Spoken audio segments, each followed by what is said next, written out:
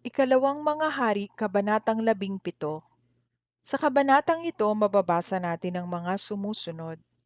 Si Haring Oseas ng Israel, ang pagbagsak ng Samaria, nanirahan sa Israel ang mga taga-Assyria. Ikalawang mga hari, 17 kabanata, si Haring Oseas ng Israel. Nang 12 ng paghahari ni Ahaz sa Huda, naging hari ng Israel si Oseas na anak ni Ela. Siya'y naghari sa Samaria ng 9 taon. Bagamat hindi tulad ng mga hari ng Israel na nauna sa kanya, ginawa rin niya ang mga bagay na hindi kalugod-lugod kay Yahweh. Sinalakay siya at sinakop ni Haring Salmaneser ng Assyria. Napasailalim sa Assyria ang kanyang kaharian at pinagbuwis taon-taon. Natuklasan ni Haring Salmaneser ng Assyria na si Haring Oseas ay hindi tapat sa kanya. Ito'y nakipagsabwatan kay Haring So ng Ehipto at hindi na nagbayad ng buwis. Kaya ipinadakip niya si Haring Oseas at ipinabilanggo. Ang pagbagsak ng Samaria.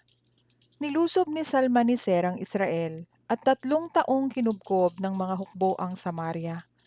Nang ika9 ng paghahari ni Oseas, ang Samaria ay sinakop ng hari ng Assyria. Dinala niyang bihag ang mga Israelita sa Assyria at ikinalat sa Hala, ang iba'y sa Ilog Habor, sa Gozan at sa mga lungsod ng Medes.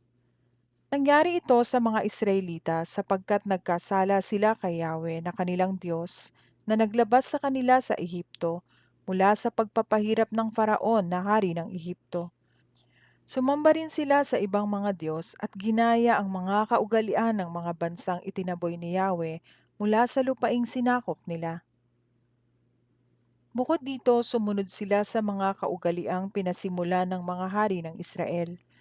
Sila'y gumawa ng mga bagay na labag sa kalooban ni Yahweh. Pumili sila ng mga sagradong burol sa bawat bayan, mula sa pinakamaliit na nayon hanggang sa pinakamalaking lungsod.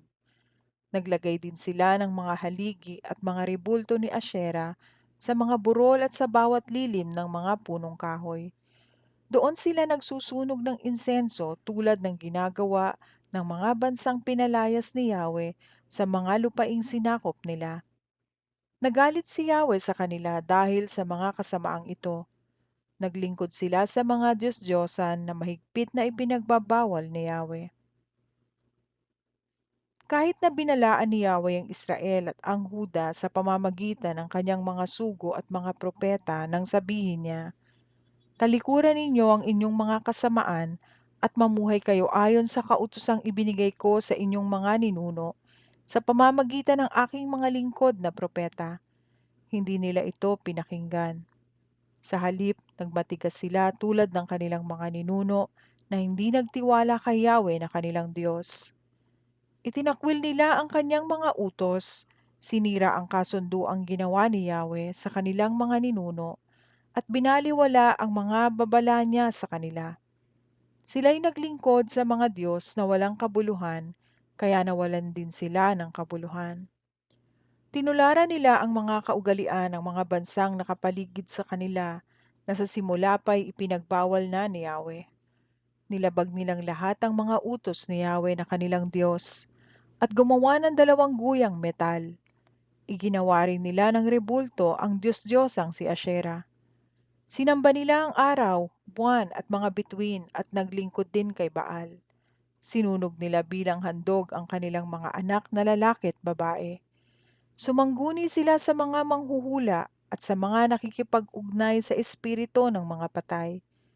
Nalulung sila sa paggawa ng masama.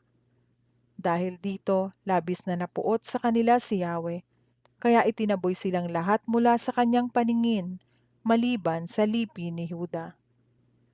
Ngunit hindi rin sumunod ang Huda sa mga utos ni Yahweh na kanilang Diyos, at tinularan nila ang mga kaugalian ng Israel.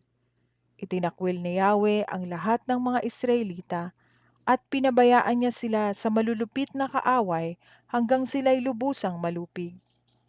Matapos paghiwalayin ni Yahweh ang Israel at ang Huda na kaharian ni David, ginawa ng Israel na hari si Jeroboam na anak ni Nebat. Siya ang nag-udyok sa Israel na talikuran si Yahweh at gumawa ng mga karumal-dumal na kasalanan.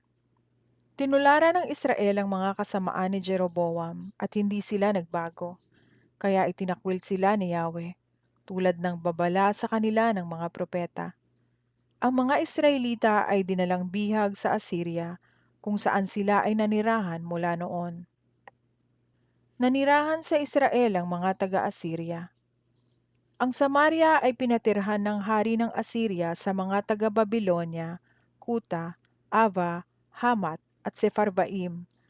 Nang bago pa lamang sila roon, hindi sila sumasamba kay Yahweh, kaya sila ay ipinalusob niya at ipinalapa sa mga leon.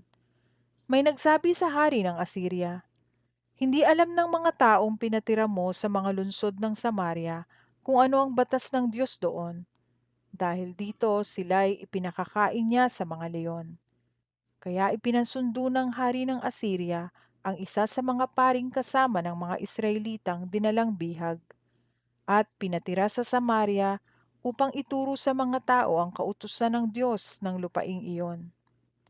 At ibinalik nga nila sa Samaria ang isa sa mga paring dinalang bihag at ito ay nanirahan sa Bethel.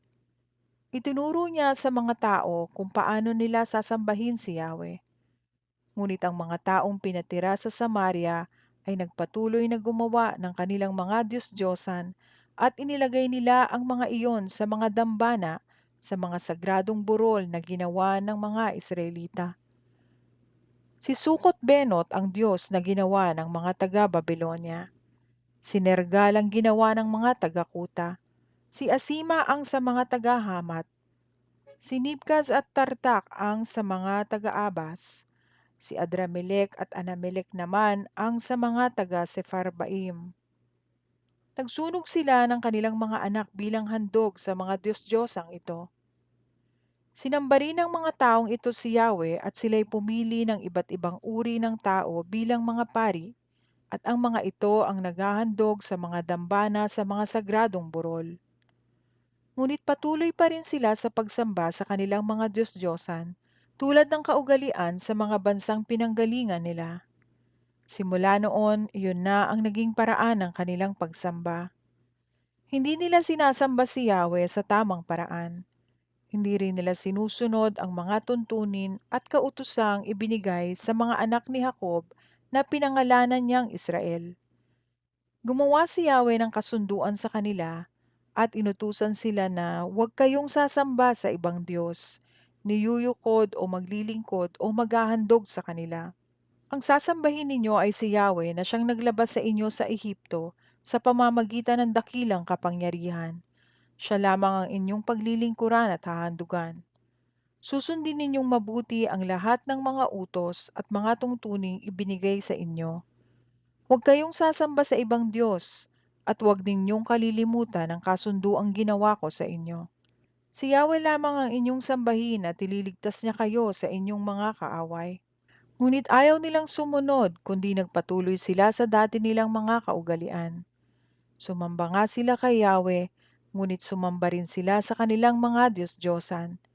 Hanggang ngayon ganoon pa rin ang kanilang ginagawa, maging ng kanilang mga kaapu-apuhan.